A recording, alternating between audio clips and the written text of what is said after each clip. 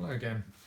This is another sort of informational video on the problems that you can find with getting second-hand Sparklets and other brands of soda siphons from junk shops and off eBay. Frequently they don't work very well. This, as I showed you before, this is the body from a Hostmaster Mark II from roughly the 1960s to early 70s. It was bought from eBay, and this is a head that came with a similar soda siphon, basically the head. They use the same head on multiple body shapes over quite a long period, with some slight developments in the CO2 inlet feature and some other parts, but essentially it didn't change much for many decades. Now this one, as I know, has got a fault with it. Now we'll demonstrate that is, and this is quite a common fault that I find with a lot of siphons that come into me. So, as per usual, you fill it up with water, about 2 pints.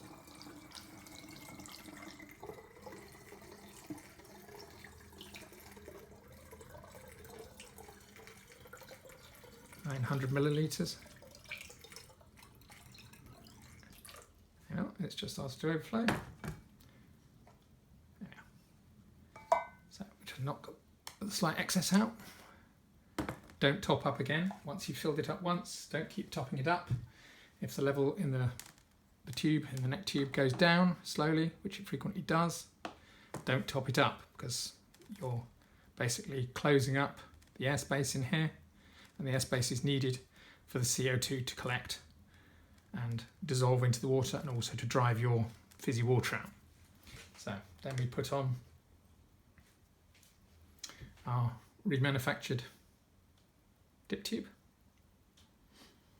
Goes in there. Should just sit down, flush on the top of the neck, and then we put on the head. Just start it off gently. You should be able to just turn it down using finger pressure until it actually touches the seal. And then what we do is grabbing onto the spout and holding the body, twist the body until it, quite tightly, until the seal between the body and the head is well squished. Okay, and that makes sure you've got a good seal. Then we need a carbon dioxide capsule.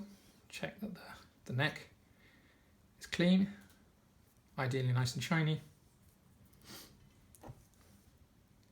Get your CO2 capsule key, snap in the capsule, put that onto there,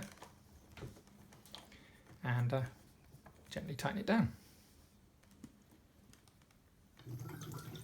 Now you can hear the gas entering into the body. When it does that, you want to be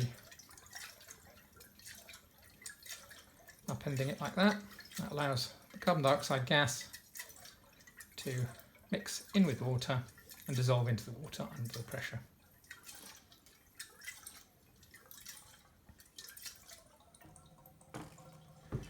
Right, just let that go in, and every so often let gas flow into the water, and every so often you just do this.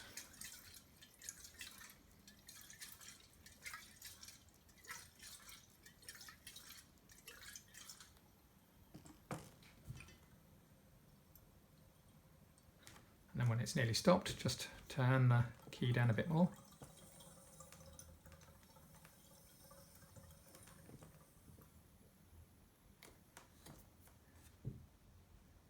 And you should see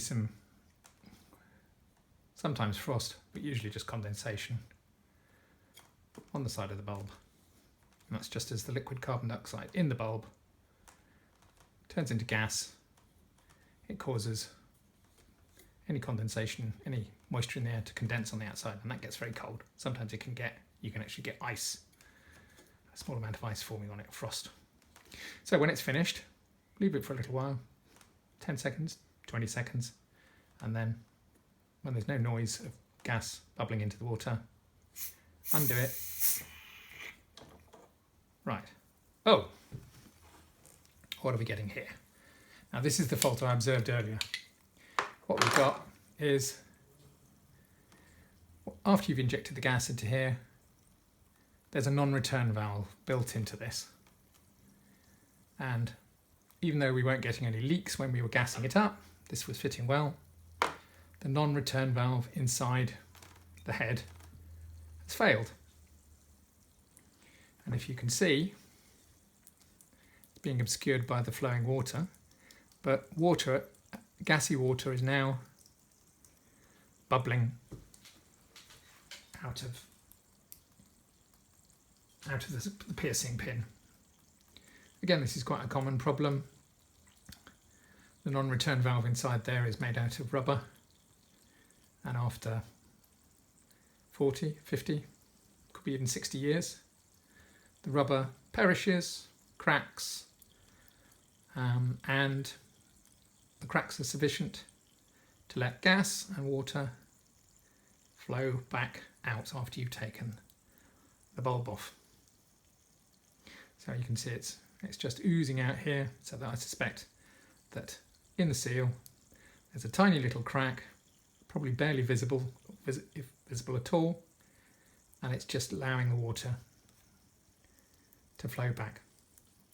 Sometimes this can be caused by a small amount of corrosion debris on the metal parts where the rubber seal sits, and if those get corrosion on them, that does the same job. Basically, it forces the seal up and allows gas and water to escape past the seal. So that's rather annoying, but since this has just come in, this is something we would routinely have dismantled and replaced all the rubber parts to ensure that it works. So if you want to see a soda siphon that's fully working, look at one of my other videos where we've got a Gold Hostmaster 3. So, as you can see, water's dribbling out of here. That needs reconditioning.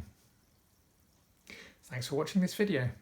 This video was brought to you by Aquaspirmente and shows a Sparklets Hostmaster 2 when it's received with us, and one of the frequent faults that we see. Thanks very much for your time. Bye.